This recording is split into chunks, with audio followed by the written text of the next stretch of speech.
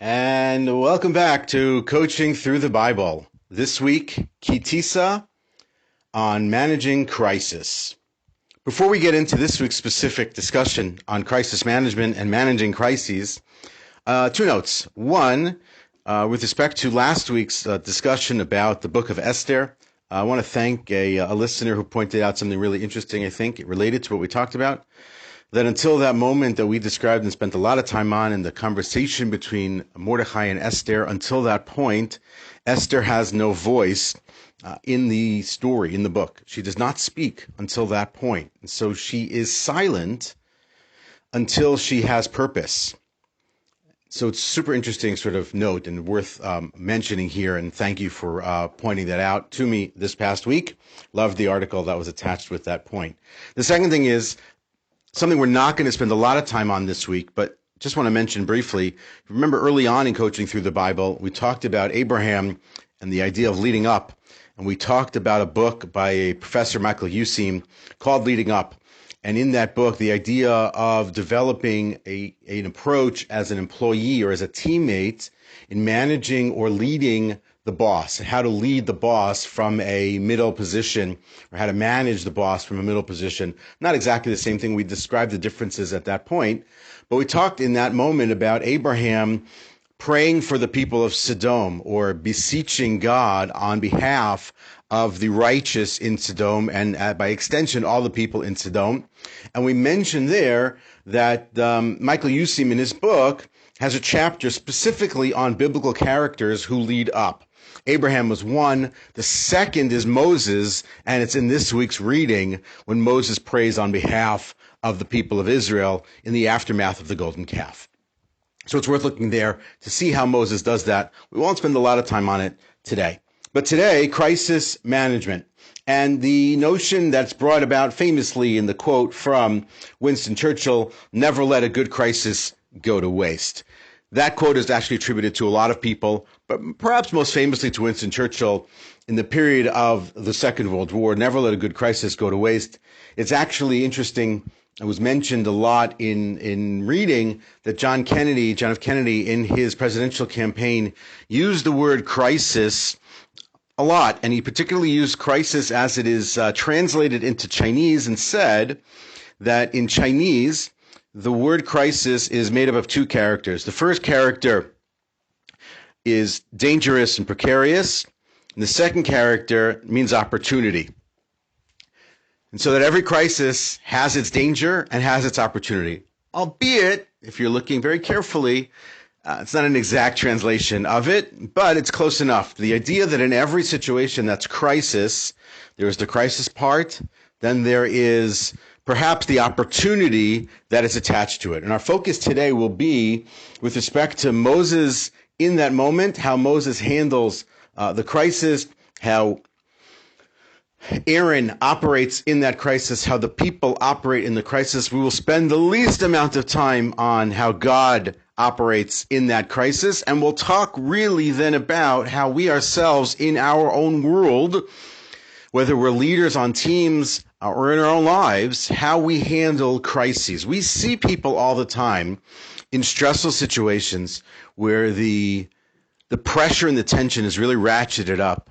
We see people handle those moments differently. Some people are calm, cool, and collected, as if nothing is going on. They're operating in the same way they would normally in every other day of the week. And other people, understandably, get completely panicked. They cannot handle the situation. They cannot handle the stress moment. And what we really have to do is learn from both sides of that. The people who handle it well, why they handle it well, how they handle it well, what we can then learn from them and incorporate into our own being. And the opposite side of that, which is why other people don't handle those things well, and what we can do to avoid those pitfalls and those problems, those issues, so that we can ultimately get to a place where we handle crisis well. We're certainly living in a moment of crisis for a lot of people. Certainly people in their work environments and in their home environments, in every environment, are dealing with all kinds of crises and stresses and tensions and pressures. And how we help our people and the people that we care about and the people that we work with and the people that we love, how we handle them, help them manage through a crisis, really gets them to a different place on the other side. So let's dive in for a minute here into the Bible. Things have been going fairly well at this moment. This is just before the 32nd chapter, the book of Exodus opens. Things at that moment are good.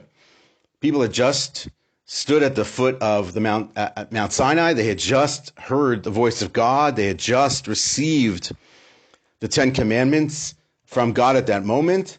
Yes, leading up, there were a couple of little moments of complaints about food, about water, and there was a small war with, the Amalekites, and of course they had to leave Egypt, and that was an issue. And they've been through a lot in a short period of time. There is no question about it. But they had gotten through those, we want to call them bumps in the road, hiccup moments, and now everything is, ready for the next phase. The next phase after receiving the law from God on the mountain is to continue on into the land of Canaan and turn it into the land of Israel and make it the homeland for the people so they can build the kingdom of God in the homeland. So they're really on that path.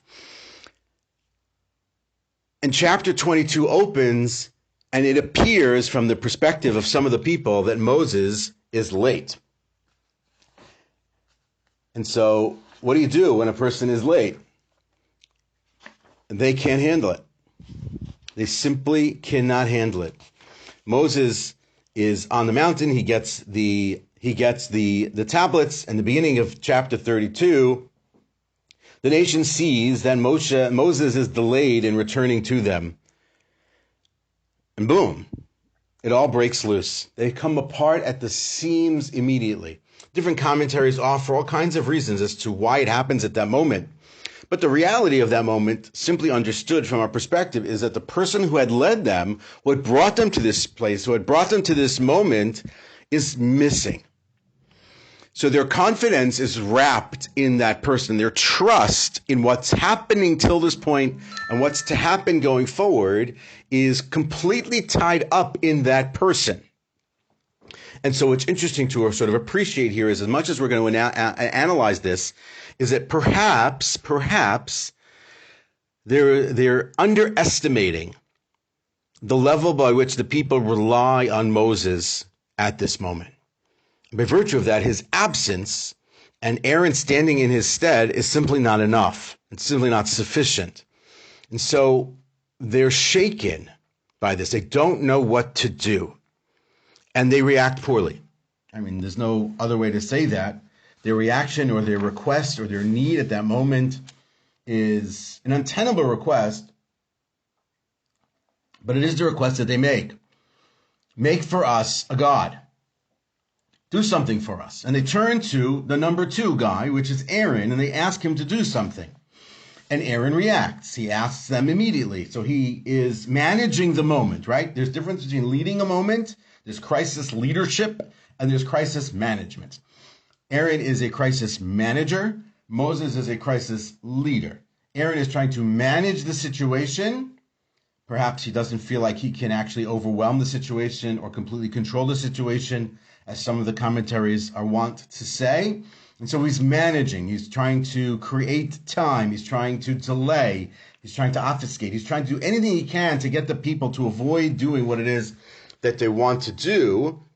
And so in managing the crisis, he actually doesn't ultimately help avoid the situation. Perhaps we could say that he only makes the situation worse. If we have the time, we'll talk about his reaction too. So we're going to spend a lot of time really teasing this out, because I think it's super important for us to understand sort of the message and how we understand the crisis management in those moments. So that's Aaron in that first moment. The people have reacted the way they reacted. We can call them overreacting. We can call them super anxious. We can call them stressed out. We can call them whatever we want to call them. For sure, that's one body of people here, is the people. Now, we want to take that to a subcategory. A lot of the commentaries, especially Rashi, the famous commentary Rashi, notes right away that the people leading this charge are the mixed multitude, what's called in Hebrew the Erev Rav, are the ones leading the charge to build this golden calf. And so they're not naturally part of the nation, and so their connection and their hoop and their link in is probably just Moses. And so that they are leading the charge here, but they're only able to do that because other people are a bit wishy-washy and stressed and tensed at that moment too. So you have sort of the people writ large, a subset of the people that is this group of Erev, this mixed multitude that has joined the nation. God even calls them Moses' people specifically because they're joining there that way out of Egypt. You have Aaron trying to manage this crisis. You have Moses on the mountain. You have Joshua, who is also somewhere on the mountain waiting for Moses to return. And you have God. So all these things are happening. So now the moment when Moses finds out that this is happening is in verse 7. God says, Moses, time for you to go. The people that you have taken out of Egypt are degenerating. They're falling apart. They're coming apart. They've strayed very quickly from what we tried to do with them. 40 days, they're straying already. It's 40 days. Come on. You can do better than 40 days. And they're straying. And they've even made a molten calf that they're now bowing to and sacrificing to. So now you're Moses. Let's put ourselves in Moses' shoes. What do you do next? What's the first thing that you're going to do? You could be angry. You could fly off the handle. You could cry. You could rip your garment. All those different things. You could pray. All kinds of different opportunities and possibilities that Moses could do.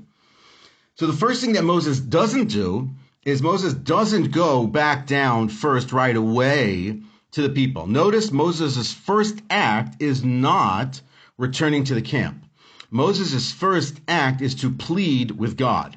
And so his decision, which is fairly consistent with leadership behaviors in crisis that you see in articles and in talks and in lectures on the subject, the first behavior of the great leader in these moments is to really decide with speed rather than precision, to react quickly, do something quickly. Moses' first action is to beseech God on behalf of the people. He doesn't know exactly what they did. He hasn't seen it. He knows God is angry and he's standing in front of God. And so this is the moment when he is going to pray. It's not clear that anybody else knows that this happens. It is not clear that anyone else in the nation knows that Moses has effectively saved them already by praying immediately in his speed, immediate response, reaction, rapid response team is to pray on their behalf and to beseech God. Don't kill them. Don't destroy them. Remember the fathers.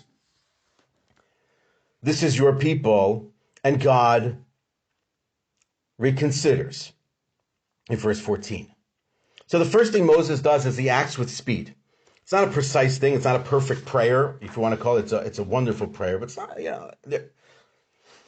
maybe if we have time, we could come up with something better. But you're right, time is not the priority there. The priority is doing something. So first thing that a leader has to do in a crisis is to define the priority. The priority here is that God is angry at the people and that God is in a space where destroying the people is legitimately on the table as an option. And so the priority is to save the people. And the trade-off here, which is another priority in that first moment when it's speed over precision, is to make a trade-off. And so the trade-off here is I'm going to let that continue on a little longer in the camp for the sake of the fact that I have to stand here right now and pray on their behalf. I have to do this. I can't also do that. So boom, that's the first thing. So Moses is really right in line with how crisis leadership training goes. The second thing is to really adapt boldly. Right? There's a real adapting here Moses is going to do and not to do. So Moses does what he does. He prays on behalf of the people. He gets God to reconsider, and then he goes back to the camp. And even then, when he's going back to the camp, he's giving them the chance, because he hasn't seen it yet, he's giving them the opportunity, almost even the benefit of the doubt, to convince him otherwise, until he actually sees what there is to do. Now, what happens next is different.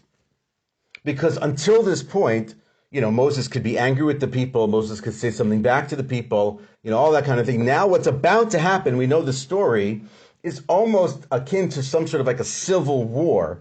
The people themselves are going to uproot the evil that is within their people. So just talking to them right now isn't enough. They have to act. And so in the behavior two of crisis leadership, which is to adapt boldly, you decide what you're not going to do. Moses is deciding immediately when he comes back to the camp, he's not simply going to talk to the people and castigate them and yell at them. He's going to act. He's not going to act in the way he's acted before. He's going to act differently. And in this moment, he is changing, he's throwing out the playbook that existed, and he's operating with a new set of rules, which is he must uproot this evil, and the people must be punished.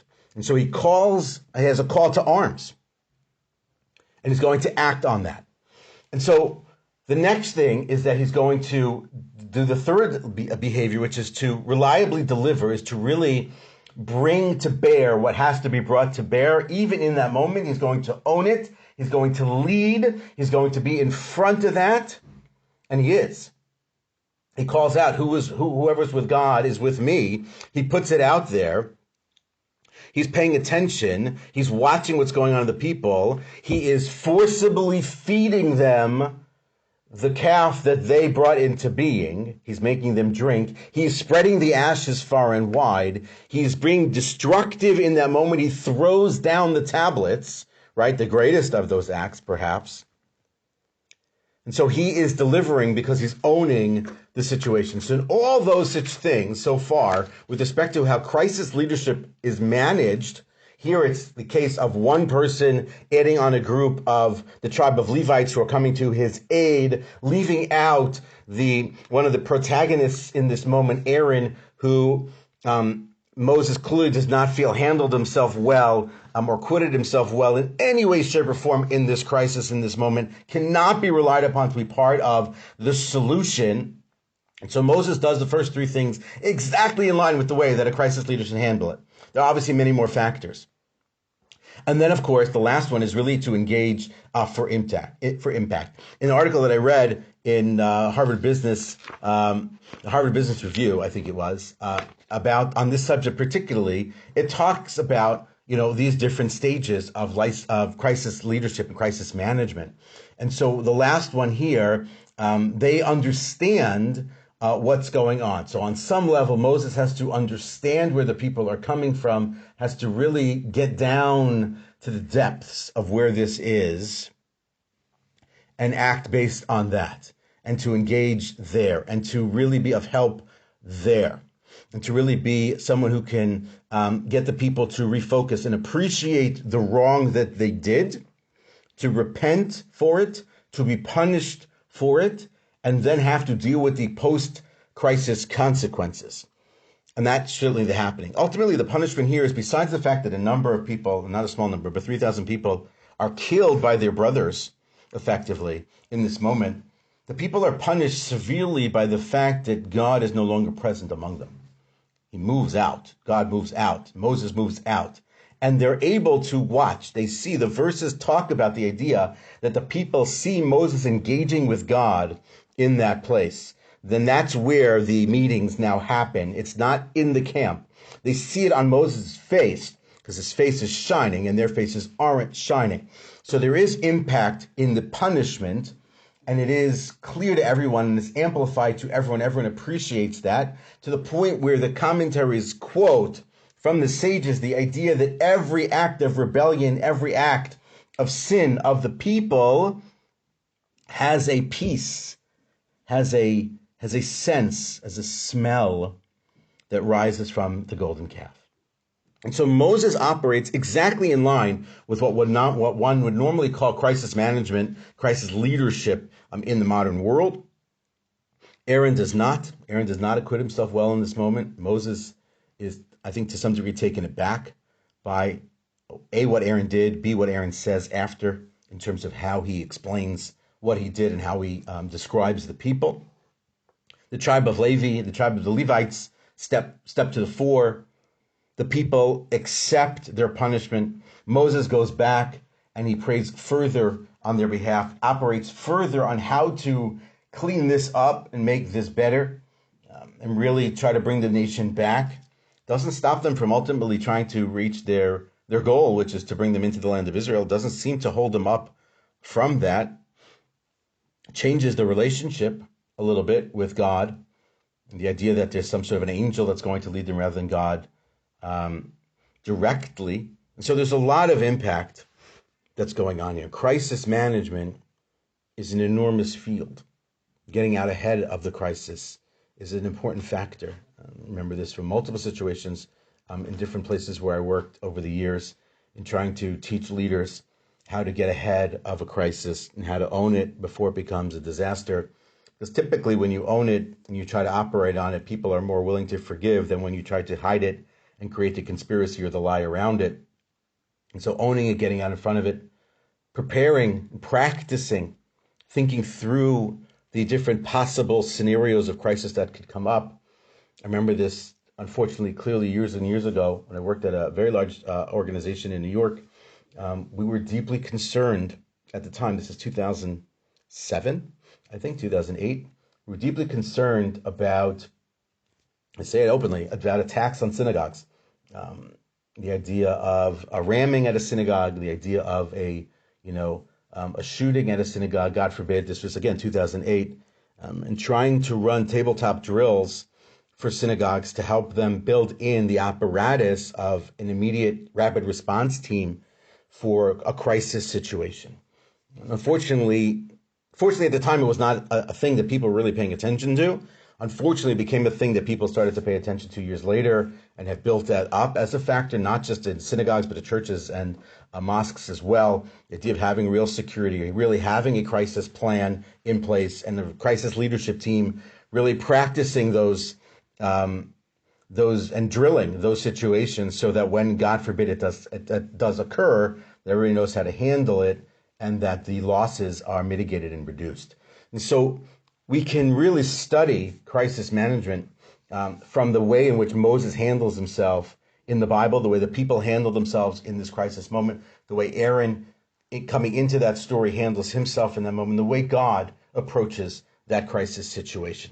And so it's really important for us to prepare as best as we can, to build resiliency and strength in our people, in our families, in our children, in our spouses, in our teams, and to really talk about all the different possibilities, but to prepare people for what could be. A lot of us in the last year learned a lot about how to handle crises. We had better moments and we had worse moments. We had moments where we shined. We had moments when we failed. We had moments where we were okay, and we had moments when we were not okay. And we are to learn from this that, as Thomas Jefferson is quoted as saying, that because we're going to go through calamity and misfortune, and they're going to afflict us in our lives, that to fortify our minds, this is the quote, to fortify our minds against these attacks of these calamities and misfortunes should be one of the principal studies and endeavors of our lives. I think I slightly butchered that quote. I apologize. The basic idea that Jefferson's bearing out is we have to prepare. Crises happen, misfortune happens, calamity happens in life. Life is full of that, up and down, and it's upon us to be resilient, yes, to be prepared as best as we can. Are we going to handle the moments perfectly? No. Is Moses perfect in that moment? I imagine that some of the crisis management scholars and leaders and those who are authors of the different articles and lectures and presentations that I used to build this presentation might argue about some of it. That's okay. The desired result was the saving of the people, and so the goal was met. And we learned from it. We learned how to handle crisis better. So hopefully we don't have crises in our lives. Hopefully that life is beautiful, life is wonderful, and that any crises that come our way are small and minor. They're simply just hiccups or small bumps in the road, and we're able to overcome them and overwhelm them and be great in those moments. But let's be great in those moments because we prepared hard, we thought them through, we got our team together, we were out front on it, and we were able to adapt boldly when we needed to. That's Coaching Through the Bible for this week. Look forward to seeing you next week when we complete the book of Exodus. Have a great week. Those who are celebrating Shabbat, have a wonderful Shabbat.